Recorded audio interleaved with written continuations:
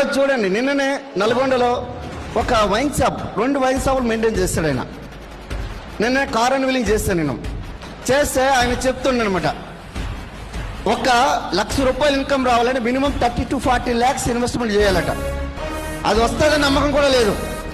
Almost 2 కోట్లు ఆయన loss అయిపోయాడు వైన్ షాప్ బిజినెస్లో. కానీ వెస్టీజ్లోకి వచ్చి 6 నెలల్లో ఈరోజు 15-16 లక్షల కియా సోనెట్ కార్ తీసుకున్నాడు. ఈరోజు వండర్ఫుల్ లైఫ్ని ఎంజాయ్ చేస్తున్నాడు. అది మా ఆర్గనైజేషన్లో 140 కారు. ఏం సార్ ఇన్ని కార్లు అనుకున్నట్టే, నా ఇష్టం, ఏం తీసుకోవద్దా?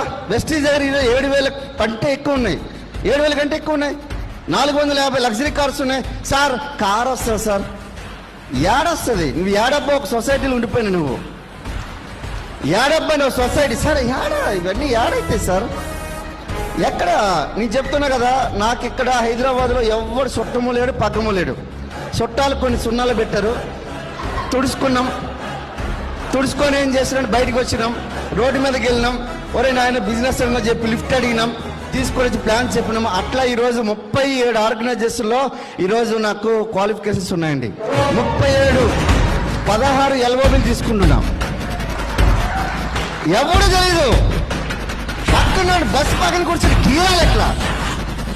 ఏంటి ఎవరు మింది?